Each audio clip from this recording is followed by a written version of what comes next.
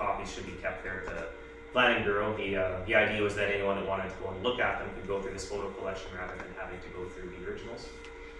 And then there's a lot of online archives of, say, newspapers, which we'll discuss here. So there's many that have collections of American newspapers, some with British newspapers, and others with Dutch newspapers, which we'll talk afterwards about. All right, so when you're going about your research, one of the first things you want to do, and especially if you're going to the archives and investing the time in this, is of course you have to have a good question in mind. Why are you there to begin with? If you're not there, you're just going to find yourself perusing through documents aimlessly, finding interesting things, and losing yourself in kind of what's termed like a rabbit hole. You can also do the same thing if you have a question in mind and then you're looking for related things, but you find something else that's interesting, and then you lose focus of what you're doing, and sooner or later you spent an hour, then you found out something completely interesting but also completely unrelated to what you're doing. So when you're dealing with absolute masses of documents, you really have to try and keep your focus on this and always remember your goal. So there's also two ways of doing this, since you're dealing with such a large amount of information. So a typical way of doing it is like a keyword scan. So if you're looking for a topic, say you're looking for something on Saba, maybe something that's not as common. So you'd be going through, and then once you start to learn like the script and to learn how the author is writing and the style of their lettering, you can start to pick these out. So when you see Saba, that might alert your eyes, and then you can start to read, maybe what comes before and what comes after. Determine its relevance, maybe keep that document, take a picture of it, and then move on. Or there's also full readings. So if you have the time, you can just simply read through the entire document. Of course, that's exceptionally time consuming, and you might not result in anything in the end, which again can also lead you down rabbit holes. So again, when you're reading these documents, it's always one thing to read the document at face value for what the author is trying to convey, but there's a lot of information. The other half of the document is basically what the author maybe necessarily didn't say, or with critical reading you can determine what maybe things the author didn't speak of but are present in the document. So that's kind of a roundabout way of explaining critical theory.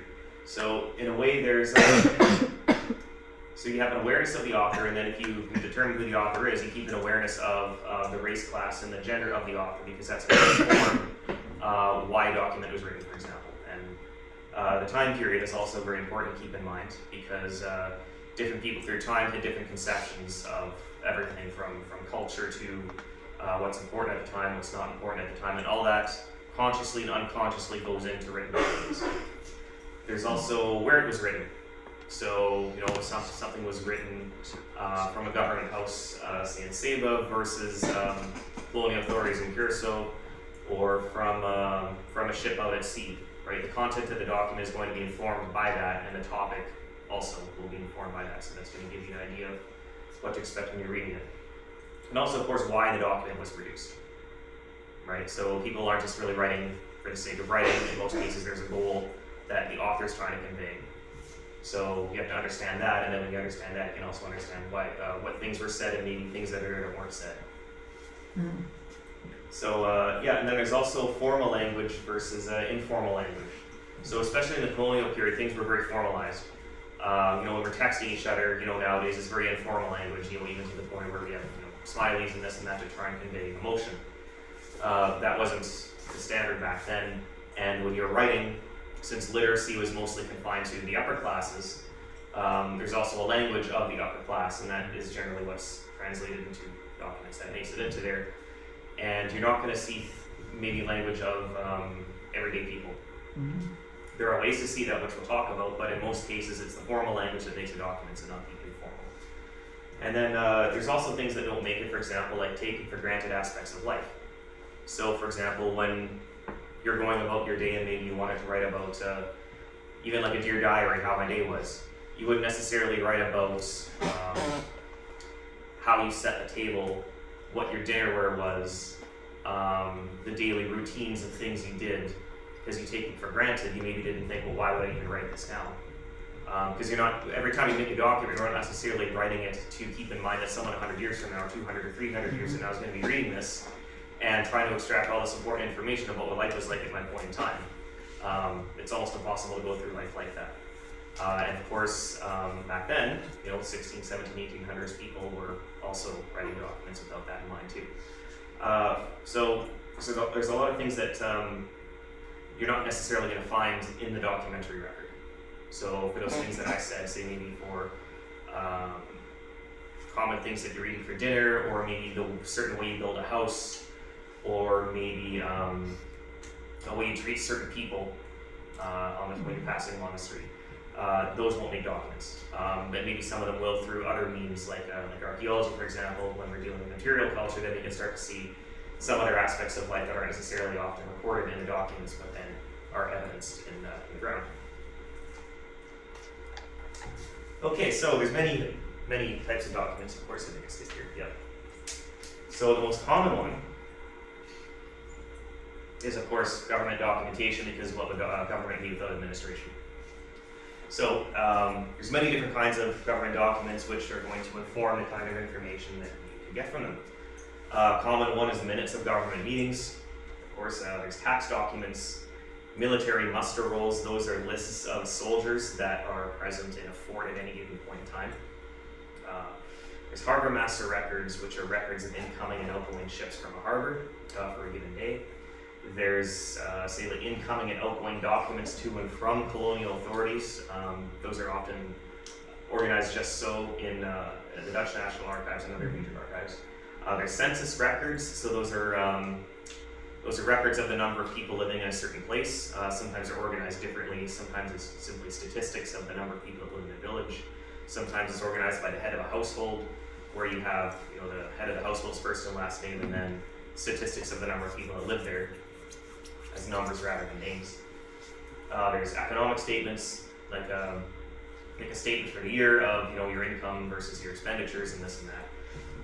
And there's a governor's logbook, which is kind of like it's literally a diary of a governor. What was happening in a given day, some noteworthy ships that were coming in, or important people that came in, or things that happened on the island that maybe were out of the ordinary. There's also large debit and credit accounts.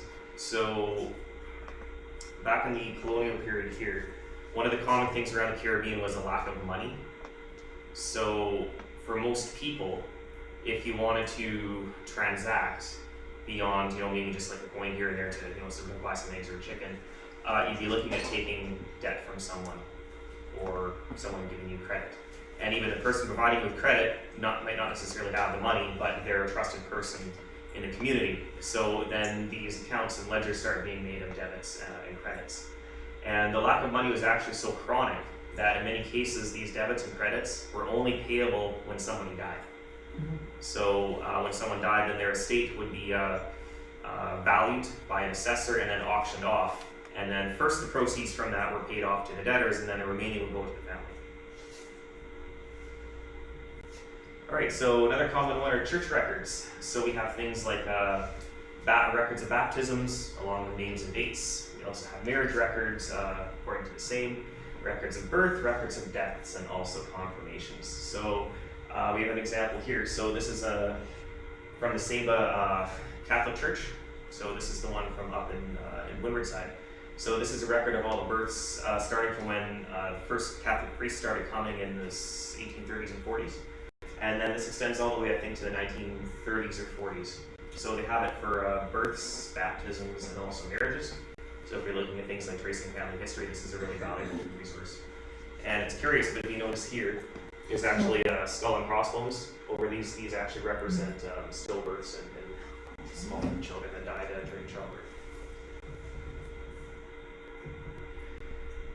All right, another important one that's often overlooked are also legal documents. So of course, no one really likes dealing with lawyers, but in the past, it's actually a very valuable source of information for different reasons here, not only for understanding laws, because that informs how society generally operates on a day-to-day basis and how people interact with each other. There's colonial laws, which of course apply to all the islands or all like the colonies of European power. There's locally issued laws, which governors had the power to do, like issuing edicts and declarations. There's court notes, which can be very, very interesting. So when we go back and we talk about formal and informal language, this is one of the few sources where you're actually going to find verbatim informal language in the documentary record. Because this is a stenographer writing basically minute by minute of the proceedings of the court case. So, for example, on Saba, there's court records that date from 1812 all the way to 1870. And you start to see these little facets of life that you're not going to see anywhere else, like quarrels between people, or theft, arson, even murder. And these are not visible in any other documentation.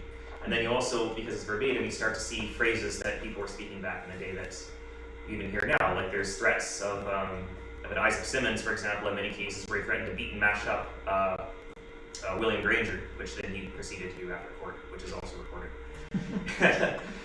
There's others like, I was actually talking to Teddy about this when he was writing on lead ship. And I was giving some of these sayings, and he figured, well, these are probably too dirty to write in here, so we can't necessarily do it. But these came out in the court records, like giving Peter Barnes the drum to beat, for example, was referring to taking a woman home, and infidelity. And all these kinds of things appear in these court notes that you will never see anywhere else. There's also witness statements. So when there's a large investigation going on, especially with things like piracy, and colonial officials have to come in from abroad to do an investigation, you'll start to see things like witness statements from people, which is a very formal process. There's also property sales. So anytime you want to buy or sell a house, there's a record of that too. There's public auction sales, which you can do a lot with, and I have done in some recent papers here. So anytime, say that there's a large ship that comes in, you'll have a local agent, not necessarily on Saba, but this happened in Statia often, so people from Saba go to Statia in these cases to participate in these auctions. And in many cases, anything you buy is payable either in silver, if it was caught, say like if it's actually not necessarily legal, you'd be paying in silver right away because the captain of the ship has to actually take these funds and take it back to himself or their sponsors. If it was actually legitimate, you could generally pay within anywhere from 3 months to 6 months for the goods, and it's usually on a ledger of debt and credit. There's also last will and testaments, which can also be quite informative.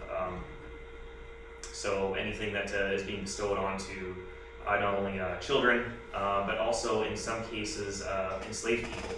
So their owners in some cases would manumit them upon their death, because for those who were there yesterday, until 1850, it cost about 200 guilders to manumit an enslaved person. So if you were already poor, there's no way you could actually afford that. But if you died and your estate is auctioned off, then you can suddenly have these funds. And in some cases, those funds were pooled to purchase the manumission of enslaved people and then give them a small plot of land and this and that to live their lives.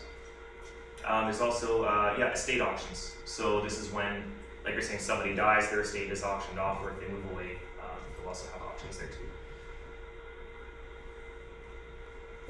All right, so nowadays we have two versions of archives. We have actual physical archives where we're going there and looking at the actual documents themselves. And then there's digitized archives where we're looking at photos of documents that have been put online and made searchable. So for physical archives, they don't necessarily always look like this. This was from Santa Maria Zapotitlan in Oaxaca around 2007. I came across their community archives and they just showed me this, and well, there's documents going all the way back to 1750, but they didn't really do anything with them. So long story short, we got these organized nicely with the bibliotheca Mago, and they're indexed and photographed. Anyways, so the indexing process can be different. It could be organized by theme, it could be organized by date, but it's important to know that if you want to find a certain kind of document. So you have to get to kind of know your archive right away. And then there's guidebooks sometimes, so especially large archives like the Archives of the Indies, or Archivo General de las Indias in Seville in Spain. So those are the Spanish colonial archives, and those are absolutely massive, but I believe they still haven't even been completely cataloged. So they just have piles and piles and piles of documents that are, I hope to think they're not like that, but they're not cataloged. People simply don't know what's in them. So that could be an opportunity in one way, where you're literally rolling the dice and seeing if you can find something useful. But in other cases, in order to get that organized, they have to have funds and then people to actually work through that. So generally, we only work with things that are indexed already. There's also online searches for physical documents. So then you're searching, say, by keyword, and those keywords are kind of made very quickly. So you have someone scanning a document and saying, okay, it talks about this, this, and this, so I'm going to put these keywords, and this is how it's searchable. But that doesn't necessarily mean that the document's going to capture everything. So you have to maybe be patient with yourself, and if you know maybe a document exists but it's not turning up in a search, you have to change your keywords, or even just do a full-on read and find it yourself. So then there's visiting the archives. So for larger archives or more formal archives like the British National Archives, you can't just walk in. They want you to schedule in advance. So you might have to get buy a membership, book a date well in advance, and then show up, scan your card. You go through security because they don't want you walking out with documents, and you go from there. So there's also some, depends on the archive, depends on the document, but there can be some special handling procedures for these. So for example, this is an absolute tome. It's about this thick. It's very heavy, bound in leather. So this is from the Dutch West Indies Company for St. Eustatius for 1755, I think. And that's every kind of documentation they have all stitched together and all bound together. So for something like this, they want you to use pillows. So when they have a collection of pillows there, so you'd set that down and then you put your document on top, but then you're also seeing that, well, when I turn this first page, we have all this binding, and then it's going to have to be weighed down, so then you'd be actually putting another pillow underneath. And then they also have pillow weights, which are filled with a lead shot, so that you can use those to hold down a page on top of the pillow. And then sometimes they'll ask you to use gloves, so you have to put these the white gloves on, as to not get your oils from your hand onto pages, because over time that can degrade the document. So also, some archives are very sticky with photographs. So some archives will let you simply photograph all you want. Some will actually have a special photo area, so you can't just do it, you have to go to maybe where you see photo stands. In other cases, they want to charge you for a photo. So in one instance, there was a researcher that recently went to Jamaica, and she had to save up $4,000 just to pay for 100 photos, because that's what they charged. Which, yeah, I don't actually think that's a wise decision on their part, but because when it comes to this, there's, I believe that's the next slide. Yeah, okay. So there's two ways of doing this. So when you're at the archives, you can, simply flip through them, see, if there's any useful information or not, and then go from there. But you're also dealing with time. So it's one thing if you're a paid researcher and all you're doing is going through this. For most people, if you have just a weekend to yourself and you're there, you are very limited in time. So it actually might be more in your interest that if you have something like this, that there's some useful information in, but you don't know where, you might spend your entire time just quickly photographing every single page you can, taking that collection back home, and then going through it at your leisure. Is a way to make the most of your time. Because otherwise, you're just going to have to hope you luck out and actually find something if you're literally just sitting or reading while you're in the archive. So then there's digitized archives. So many large archives now are becoming partially or wholly digitized. So they'll take a photo of a document, usually very high quality, where you can zoom right in or scan all around, and you can flip through that online. And then that's also linked with keywords so that you can search it, and then your search will turn up these indexes that you can then search like an entire photographed archive. So the Dutch National Archives is actually very ahead of the game here, and a large proportion of them are actually now digitized and available for free. The British National Archives has a small proportion digitized, and they want to charge you for it, which, I don't really agree with. So then there's also, like I said, monetized versus free access. So also at the British National Archives, many are paywalled. So you'll have some collections that are free, and then there's others, say like the Colonial Archive of the Americas, is you have to pay a registration of $60 or something to be able to access it, and then that's for a year or maybe 6 months or something like that. So another thing too, is if you know a document exists but it hasn't been photographed, in many cases the archive will also already have a scheme in place where you can contact them, send the index information, and you pay them a certain amount, usually fairly inexpensive, and they'll photograph it for you and then email it to you. So if you're working from home, it's actually a very efficient way to do it rather than paying for a flight and flying over there. So there's newspaper collections. So these are actually quite these collections are quite large, but in most cases they're not advertised for historians. They're actually advertised to find your ancestry.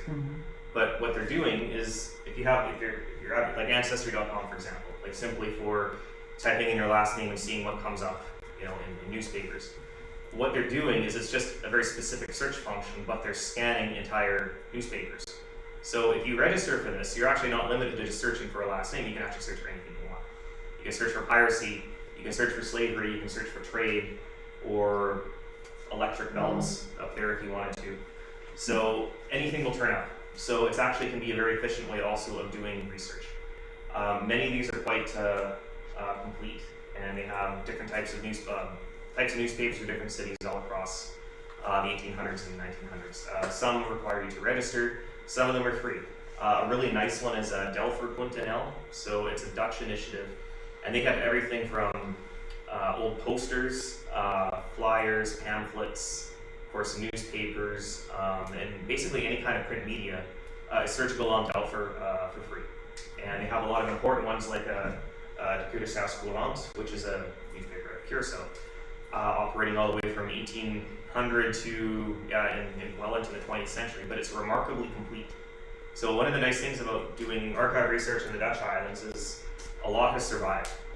That's actually rare. In most other cases, for the British, the French, even the Danes, it's just piecemeal. You're lucky to get something, but for the Dutch newspapers, Dutch censuses, government correspondence, there's a lot that survived. And a lot of it isn't simply looked at because not a lot of people work in Dutch. So they're looking for something in English and then it's simply ignored. But it is a very valuable resource. So again here, so when you're searching, what this computer, their servers are doing is using something called OCR, which is like a text to, it's a program that scans this text. It reads what it thinks it sees, and then it translates that to text, and then that's what you're seeing. So in part, that relies on the quality of the reproduction. So if you have, say, this very small text over here, and then maybe the printer didn't do a good job on the G, and then maybe the letter that followed, it might come out garbled, and it might not be really searchable. And if you ask, which you can do, to get like a full text printout of this, you'll get it, but when you're looking at it, the computer's just interpreting all these strange things, and the words might not necessarily make sense. So it's not a great way to go, but sometimes it works. Also too, because it's only looking for a certain kind of font. So if you see here, say you wanted to search for electricity. So it would come up with electric here, but it won't come up with this, because this is quite different, so you won't get that electricity, which you might get this one here.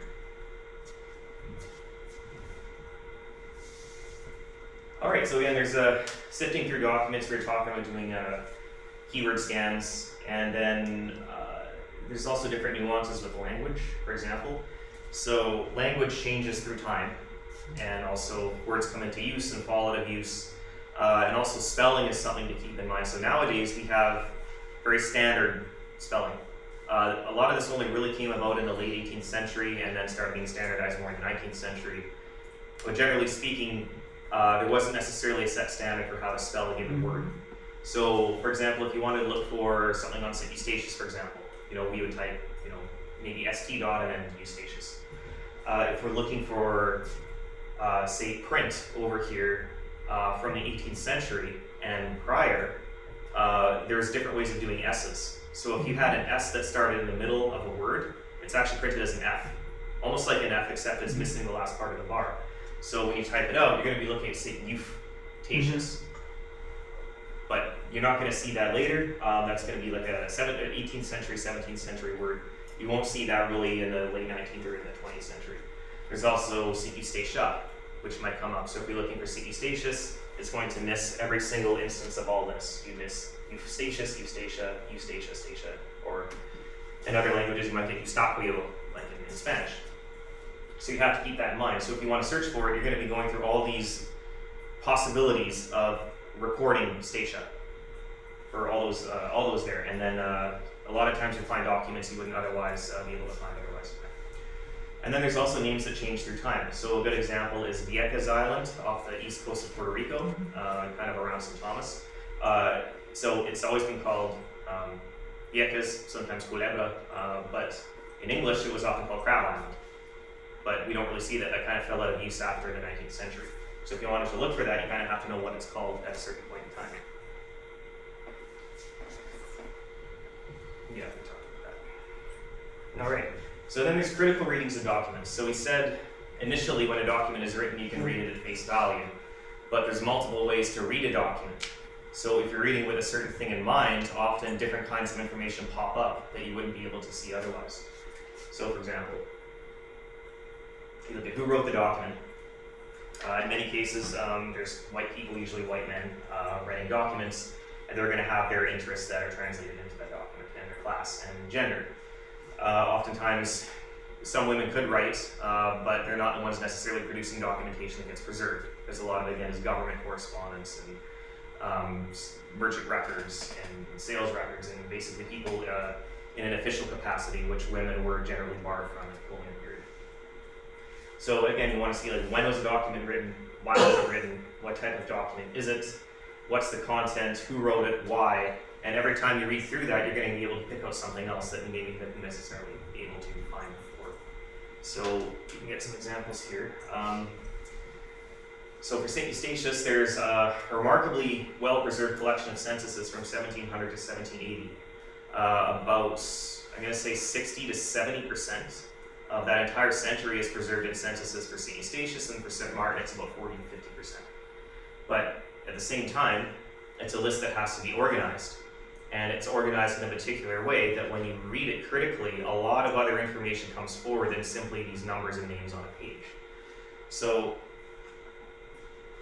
the organization generally goes by, you have, it's by head of household, so you have the last name, the first name, and then you have, if there's a wife or not in the household, and then because they're all numbers, it's like numbers of sons, numbers of daughters, and then numbers of what's called mulatto, which at the time they would call mixed ancestry between European descent and African descent.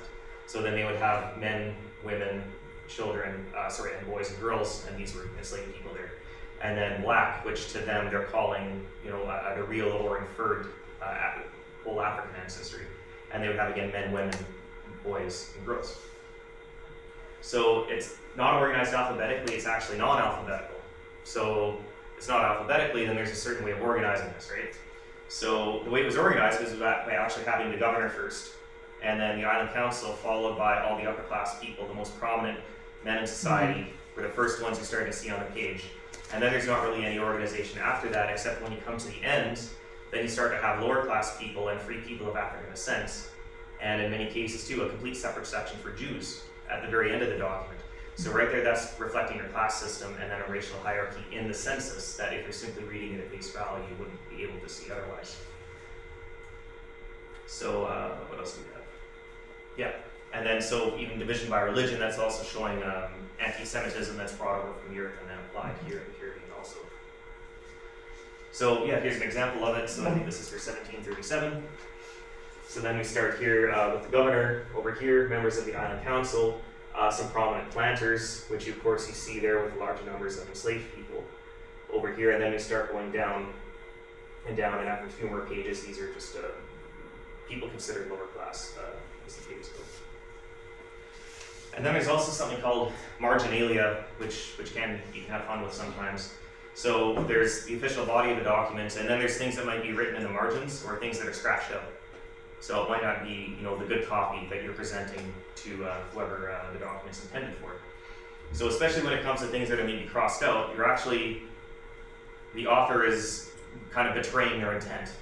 So everyone's trying to present something in a document if something maybe wasn't what they wanted to say or intended to say, or maybe the tone wasn't there, or maybe they just realized I shouldn't write this at all, for whatever reason. That's always good information to see, and when you're taking notes, you make a note of that as well.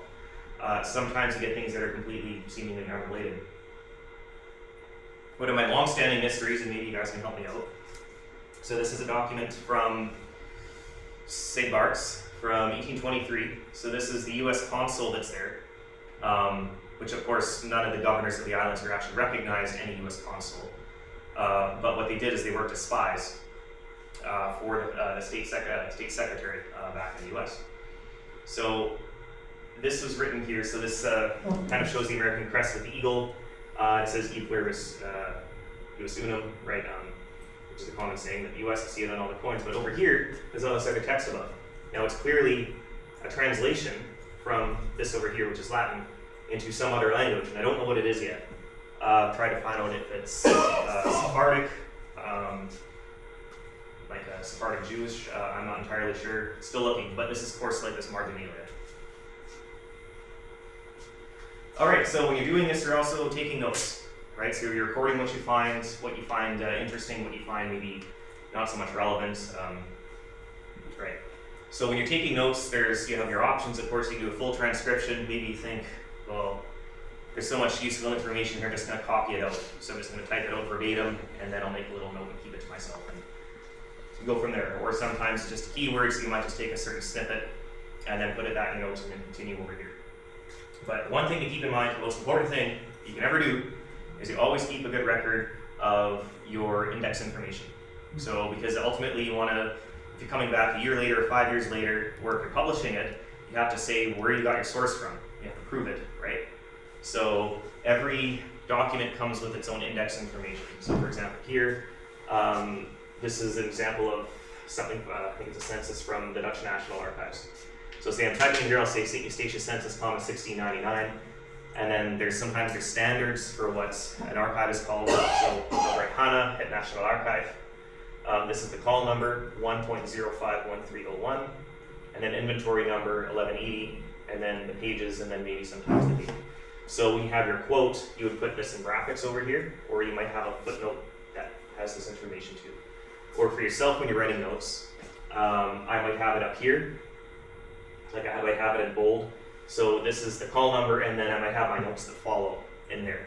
And then I'm also keeping a page over here, and then perhaps a date, and then the notes follow over here.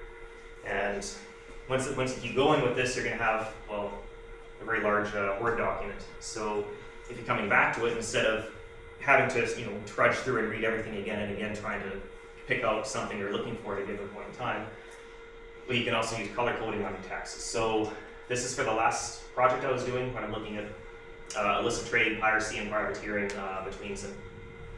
Bar, St. Thomas, St. Eustatius, Saba, and Samarkand. So anything in, anything in green is diplomatic, like kind of important laws or things like that were passed, or an important political event. Anything in blue over here involved the illegal transatlantic slave trade. Anything in dark red here is piracy. Anything in light red is privateering. So I can search through there and then know right away what this certain thing is about, rather than having to trudge through and read everything. Okay, again, so when you start getting this, you start taking notes over time. The best thing to do also is to be consistent, because you need to be able to make the most of your time and be efficient and find things quickly. So if you can maintain the same practices over time, then it's a lot easier for yourself to go through and find information, rather than to have to think, oh, how did I organize it this time? How did I organize this that time? Just keep consistent. And also keep backups of your notes, because the worst thing that can happen is 5 years of research goes down the drain because you spilled coffee on your laptop. So you'd like to keep an external hard drive, keep everything backed up there, and it's also useful to use cloud drives, say like your Apple Drive, Google Drive, Microsoft Cloud, or Azure, I think it is. So that's always handy too, especially with those. If it's something like an online cloud, you can be anywhere. As long as you can connect to the internet, then you can access your files. Yeah, so try to keep it brief, and thank you. If there's any questions, feel free to ask.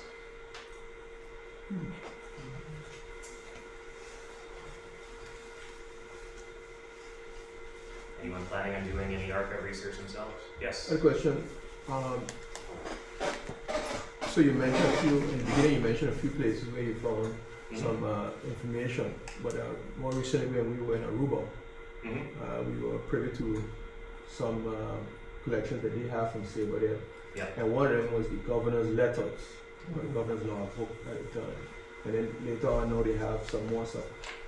Did you have access to that at the time you did your research? I did not. I did stop by there. I even know the librarian there quite well. But she had actually produced something different. I was given a collection of photos from Saba, and it had some documentation in it, but it wasn't what I was expecting. What I was expecting, and I believe Will has seen it too, is Johannes Hartog's collection. Yeah. So when he went around in the islands in the 60s, I believe the Dutch government commissioned him to write short little histories of the islands, and what he did is he visited the islands, there's a lot of local archives. And he was looking at those, and then he took them with him. And those were not seen for a very long period of time. And the other issue is when a lot of his books that he wrote are not referenced. So he references these documents that he took, but, well, there's no inventory number like we have here, like the quotation, where is this from? It's just, he's basically saying, trust me, but we don't know where this is. So for example, when people say Saba was settled in 1640, I've never, ever been able to find that. And the only source is Hartog, and he says it was from the documents that he has, but we don't know where those documents are. It seems that they might have wound up in Aruba. We've had different accounts that maybe his family has them, and then they were stored in an attic somewhere. But yeah, they very well could be there. And what I was shown certainly wasn't that. But what you've seen is, I don't recall government correspondence there. So yeah, that's definitely something to look into. But they've made some of it accessible online. Oh, great. And also, because you mentioned the translation, sorry, not translation, the OCR. Transcription? Yeah. Transcription. OCR, yeah. The OCR, but no, they were able to develop a program where AI can read even handwriting. And so I'm just curious if that would maybe be valuable for No, absolutely, yeah. There's also, I tried it myself 2 years ago, I think it's called Transcribus, where it's not AI, but you're training a program to read writing. So what you're doing is you're doing like line by line, word by word, and then typing out and telling the program, this is what this word is, this is what this word is, this is what this word is. And then once you kind of reach a critical mass, then the program should be able to transcribe handwritten documents by this author, for example, or by a scribe. I found out by the time I was finished, I did all the work myself anyway, and it wasn't really useful. But if it's AI, I would still want to look over it myself. I'd have to develop trust with the AI for sure. But yeah, it's definitely something that is coming. Which reminds me, there's another collection of documents from the region, especially from the early 19th century, with the turnover from the British to the Dutch around 1815. They're in the University of California in Berkeley, of all places. It's called the Bancroft Collection. And I was in touch with the archivist there, at least from 2013. And they were apparently in a really poor state, and then they had to do some conservation on them. This conservation was taking years and years and years, and I still don't even think they're done. But no one really knows about those at all. I think Will had a few photocopies of some he was able to get. There's some documents there that aren't anywhere else. Yes? I was actually thinking along the same lines as Vito about AI, but not so much sort of transcribing would be cool, but wouldn't it be possible that also start actually thinking about these documents? So I can imagine AI putting different documents in different languages from the same period of time about the same events to actually start laying connection between different documents. Oh yeah, these things that's coming. I mean, you can do that already with, if you have, you can upload PDFs, for example, to ChatGPT 4.0, and you can tell them to summarize these and give me a 500-word summary of these documents, or make you interpret this document. It's certainly possible. We also refer to the monetization of the archives, and that some countries choose to allow free access and others charge for it. Does the difference have to do with funding? To what extent the archives are part of it's philosophy, really. Or, part of it's philosophy, really. Oh. So the UK is a very class-based society, and when it comes to even their archives, you have to have a permanent address. If you don't have a permanent address, you can't even go through the door. Because the idea is that if you don't have a permanent address, they think you're unhoused. So then they'll never let you in. You won't have that issue walking into the Dutch National Archives. You still have to register, but they're not going to care about that kind of stuff. But yeah, again, it's also thinking that, well, being able to access to this information, and you're going to simply have to pay for it. It's capitalism. Okay, so in the case of that's the case of the UK, and in Jamaica, you're assuming it's the same. Jamaica's curious. I don't know why they have that. It seems counterproductive. For one, if they want to promote their history, you want to attract researchers to come in and research at your archives. And again, when you're coming in from abroad, you're limited on time. So when you're limited on time, you take the approach of just photographing. taking all your photographs and then spending time at your leisure back from where you came from to go and look through them. But if they're charging for it, that means you're limited to what you can do, and then you're limiting your capacity to research. Also, by charging, you're going to be taking very little photos, and taking less photos, that means there's more handling of the documents. So the idea is that you want to minimize your handling, and that's the reason archives are being digitized. But they're not even allowing the digitization to happen by charging for it. So yeah, I think that policy has to change for sure. Yeah. Well, thank you.